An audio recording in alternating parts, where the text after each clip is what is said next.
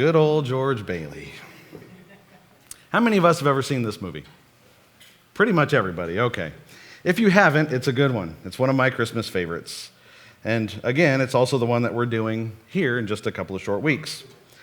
Now, in this scene, George is offered a job for the whopping sum of $20,000 a year, which doesn't sound like a lot today, but in the money of the time, it was worth about $350,000 a year. How many of us would mind making $350,000 a year? I mean, that's almost as much as they pay me here at the church. So at first, when George Bailey hears this, he's kind of starstruck, right? Like, what? $20,000 a year? But then he turns Potter down cold. Why? Well, because all Potter actually wants to do is hire George and use that to shut down his father's old company, which means his family members would be without jobs, and Potter would have a real estate monopoly in the town, and no one would ever be able to get a decent loan in Bedford Falls again.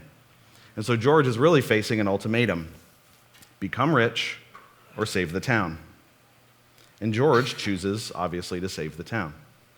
But this isn't the first time. If you watch the movie, George gives up his dream to go off to college to save his father's business the first time. But he only does that until his brother returns from college, who's supposed to take over so George can go do what he wants, which is travel the world.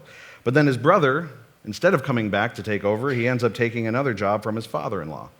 This is the same brother, by the way, who owes his life to George because George gave up his hearing to save him from drowning when he fell through the ice. Then he misses his honeymoon because he takes the honeymoon money and gives out loans to people who are struggling. Over and over and over again, George Bailey sacrifices so that other people will be better off, while he abandons his own dreams of seeing the world and going to college and becoming wealthy and successful. Now, when you see this, you might be thinking, man, George is just such a great guy. But then again, I don't know if you caught this, but did you catch the secret that old man Potter just shared with us in that clip? He said, George hates the building and loan almost as much as I do, but he's trapped. See, George helps everyone, but it's not because it's what he wants to do. The truth is, George is the town's hero, but George is bitter about it. George only helps because he feels like he has to, like he has no other choice. Now, today we're starting a new series. We're looking at different parts of It's a Wonderful Life and asking some questions about what we see. And the real thing that we're trying to figure out is, what does the Bible say we should do when we're faced with a tough situation like one that George Bailey is facing? All right? So if you're following along with your sermon notes this morning, today's message is called, Do I Have to? We're going to be in Luke chapter 10, looking at verses 38 through 42. Now, this biblical story, we're going to see a couple of people, and one of them really reminds me of George Bailey in a certain way. There's a woman whose name is Martha, and she has a sister named Mary. Anybody ever heard this story in the Bible? Okay, we're on a roll today, church. See, Martha has a tendency to struggle with a certain situation, or with a certain tendency that she has, okay? Let's go ahead and take a look at what this is. Let's read Luke chapter 10, verses 38 through 42. It says, Now, as they went on their way, Jesus entered a village, and a woman named Martha welcomed him into her house. And she had a sister called Mary, who sat at the Lord's feet and listened to his teaching. But Martha was distracted with much serving. And she went up to him and said, Lord, do you not care that my sister has left me to serve alone? Tell her then to help me. But the Lord answered her, Martha, Martha, you are anxious and troubled about many things, but one thing is necessary. Mary has chosen the good portion, which will not be taken from her.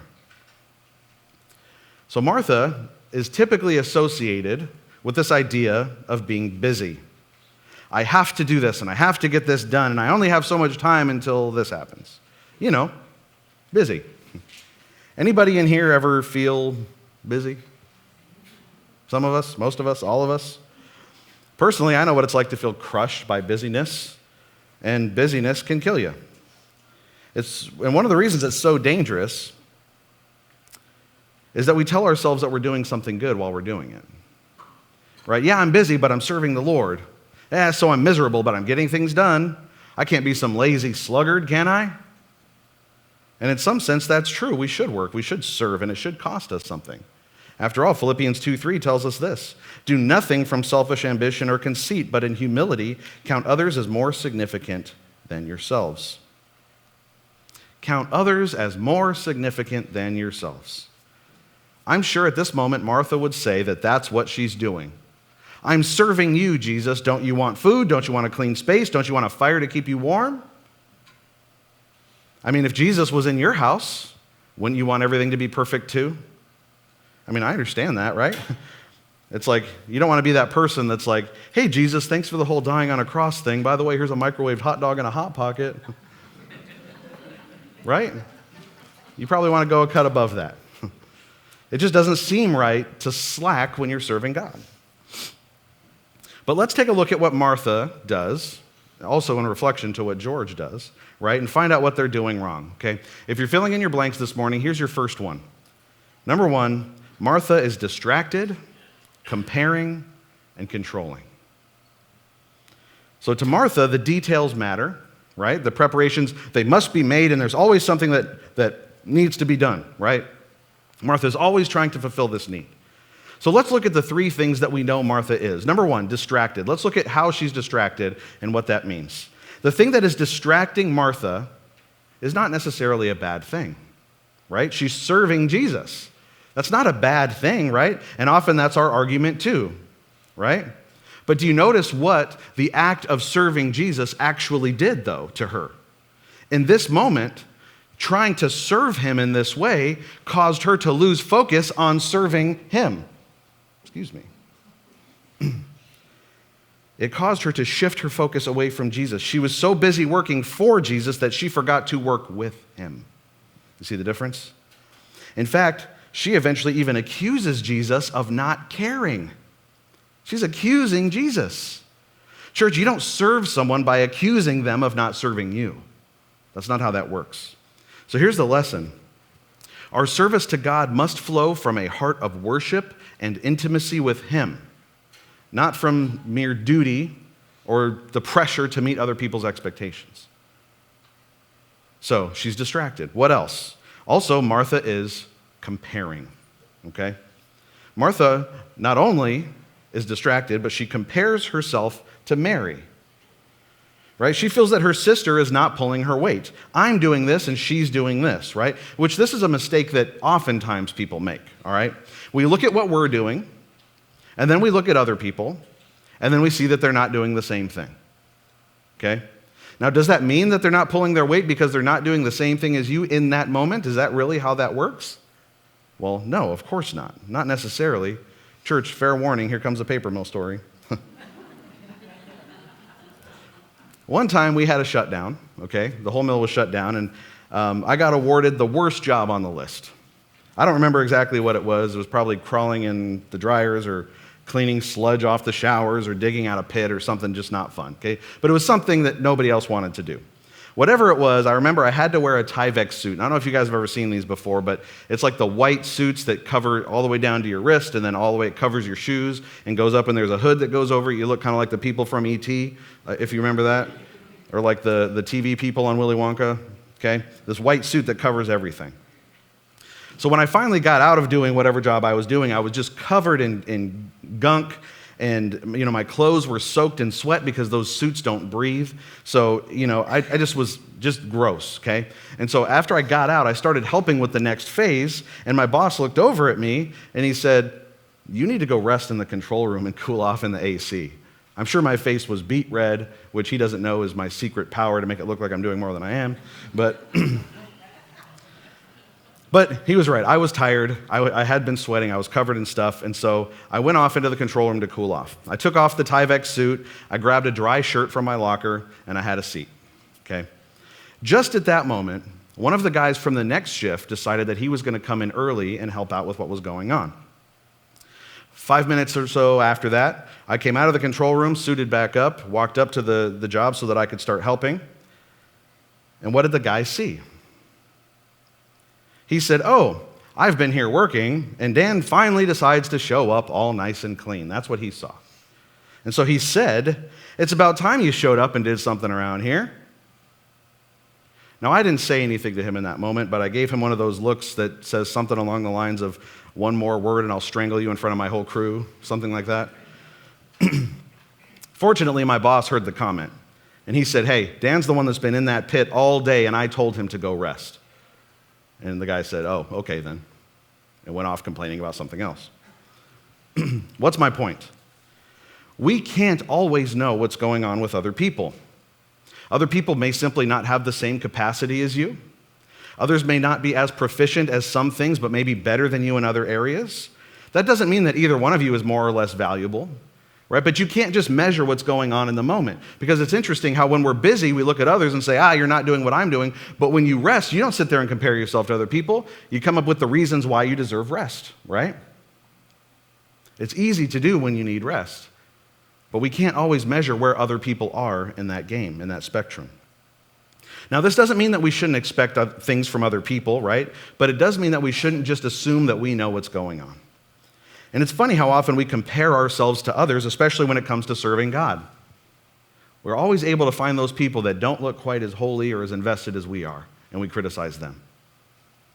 Well, here's the truth. When we focus only on the actions of other people, we often lose sight of what God is calling us to do. When we're focused on others, we forget what God's calling us to do. And so here's the third thing we see. Martha is also controlling. Notice here that Martha is talking to the creator of the universe. Okay, that's important because if there's any one guy on the earth at this time who knows what's going on, it's Jesus, okay? So keep that in mind, that Martha, right, very finite being, Jesus, very infinite being, are having this conversation. And yet Martha says, hey, Jesus, tell her to help me. That's interesting. Do you realize she's giving the Son of God an order? This is not a request. This is a command. Because she has already figured out in her mind what the right thing is. This is right, this is wrong. Jesus, you're not doing what I think you should be doing right now. So tell her to do what I think is right. Church, how often do we refuse to let someone else do something because we think it has to be done our way? We believe that we already have figured out what's right and what's wrong. In this situation, Martha sees no other scenario that could possibly be going on except her own. Her version, of course, is right. The other thing she's doing here is she's confusing her preference with truth.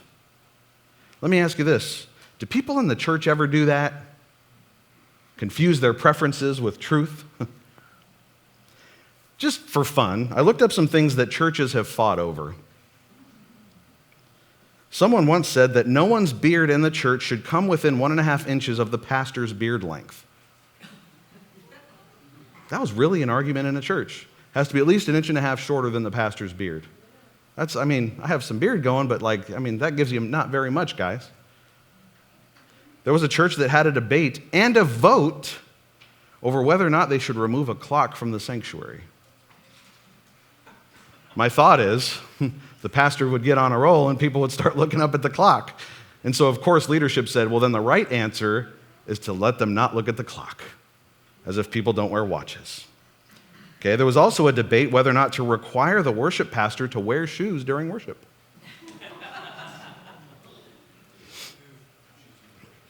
There was also a disagreement over whether or not the church is okay having a potluck, or if they need to call it a pot blessing. Think about that one for a second. Okay, let me ask you this. How many of you have read that passage in Matthew when Jesus says, no longer shall you call food-based gatherings potlucks, but you shall call them pot blessings? Not in there, church. Not in there, right? This is a preference problem. People tend to take their own ideas, their own thoughts, their own beliefs, or even their own convictions and turn them around and turn them into rules that everyone else now has to follow, which is a problem. None of those examples that I just gave you are from Scripture.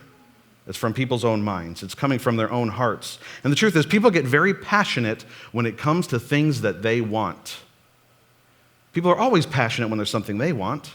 And they're so passionate that they will turn it into an issue of right and wrong in their heads. No longer I want versus what you want. It is now right versus wrong. And the only thing in that situation that's actually wrong is them. And that's what Martha is doing. It's not wrong for her to serve. It's not wrong for her to ask for help. But demanding others to do what you want without even considering what their needs might be, or worse than that, even considering what the commands of the Savior might be, is wrong. So now let's do what Martha forgot to do for a second, okay? Let's consider Mary's situation, all right? Here's your second fill in the blank, church. Mary is choosing to be devoted, intimate, and heavenly minded. Mary's choosing to be devoted, intimate, and heavenly minded. Mary's response is very different from Martha's response to Jesus being there. Martha has chosen to jump in and work hard, and she sees that Mary has chosen to be selfish and lazy. But it's important that even though that's what she's thinking, we have to realize that that is not what Mary chose. Mary didn't choose to be selfish and lazy. Mary chose to sit at Jesus' feet so she can listen to him and learn. So what can we learn from Mary? Well, as I said, Mary chooses devotion. What does that look like? Well, this passage is not supposed to serve as an excuse to be lazy or negligent, right? We're not supposed to sit around and go, well, Jesus let Mary do nothing, so that's what I'm going to do at the church. Okay? No, Mary's choice to sit at Jesus' feet is not an act of laziness. It is an act of devotion. It's good to work, but it's never good to only choose work. In the midst of this busy world, we remember the importance sometimes of simply being with Jesus. Taking time to quit pursuing everything that's making us busy and sitting down with the Savior and just spending time with him. This is foundational to our faith. We all have a call to maintain his presence, to maintain ourselves being in his presence, to listen to his voice, and to grow in the understanding that he gives us for the will that he has for our lives. And the only way to do that is to have time set aside on purpose to just sit with Jesus. If you have that thought in your head, even right now, I don't have time to pray, I don't have time to read the word, I don't have time to rest, then you are misusing your time, period. There is no other possibility. I know stuff can get in the way. I get that. But it's our responsibility to put time with God above those things on purpose. If you want more time, maybe you should ask God for it. If you start your day with prayer, this happens to me all the time. When I remember to start my day asking God, hey, there's a lot of stuff going on today. If you could help me sort this out, it always seems to work out. People start calling, hey, I got to cancel. And I'm like, great. I needed that extra half an hour. God works things out. I'm not saying that every time you pray, he's going to make people cancel on you. But what I'm saying is that if you trust him, even with something as simple as the way you spend your time, he will work in you, whatever that takes. Instead of saying, I don't have time to pray, we should be saying, I don't have time to go to your kid's birthday party. I don't have time to have my kids in dance and baseball and track all at the same time, all on the same day, right? Here's one. I don't have time to binge watch an entire series over the weekend. Anybody ever done that before? Nobody wants to admit that one. Okay, all right. I don't blame you. But here's the thing. It's like I'm so busy, I don't have any time. All right, I guess we're just going to watch whatever Gossip Girl or whatever show you watch. I'm a huge Gossip Girl fan. Is that even a show or did I make that up? It is? Okay, all right. I actually don't watch that show. Okay. What this is about choosing God first with the time he's given us, right? We have a responsibility to manage our time because God is the one that provides that time to us. And if you never spend time with God, I'm sorry, but you're doing it wrong. So we know that Mary chooses this. What else does she choose? She chooses intimacy. Mary's choice reveals the depth of her relationship with Jesus. To sit at someone's feet is to adopt a position of humility and openness. Teach me. I want to know what you have to say. She's being receptive to the ways of Jesus. In this posture, when we adopt the same thing, this is where we find our true spiritual nourishment. When we stop, humble ourselves and say, God, what do you have for me? What do you want me to do? How many of us choose to spend that intimate time with the Lord every day? For me, I like to start off every morning talking to God about the weather. I don't know why, I can't help it, but I'm impressed with his sunrises and the seasons and how we can go from hot to cold and dry to rainy just like that. I'm just impressed with what he does. Weather could be a purely functional thing, but he decided to make it beautiful, and I think that's amazing. So we usually start just a couple of friends chatting on my way to work. Hey, God, nice job on those clouds. Seriously, I'm impressed. But I also take time to listen. I always read the Bible before I leave my house, so I know his words from paper or screen. But then as I drive, I think, okay, God, if you can do this with the weather, and if your word says this, what can you do with me today? And so I express my questions. What do you want? And then I just drive and listen. waiting for him to clarify what it is he wants. And here, Mary models the importance of cultivating a deep personal connection with Christ. And this intimacy is supposed to fuel everything that we do, this closeness with God. It's supposed to infiltrate our service and our relationships and our witness to the world, the very things that Martha could be doing right now with her service. She could be serving the Lord at this moment, but Martha can't because she has set her intimacy with him aside to get the work done. And finally, Mary chooses to be heavenly minded. Jesus tells Martha that Mary has chosen the better part, which will not be taken away from her. Now, church, don't get me wrong, I love a clean house. I do love getting work done. I even love serving people's tangible needs. But the reality is that the things of this world will fade. Tasks can be completed, responsibilities can change, and achievements can be forgotten. But Jesus is always eternal. Nothing can replace what he has to offer us. And so we live in this world that prizes productivity and action. And really, the choice that Mary makes here goes against the grain, right?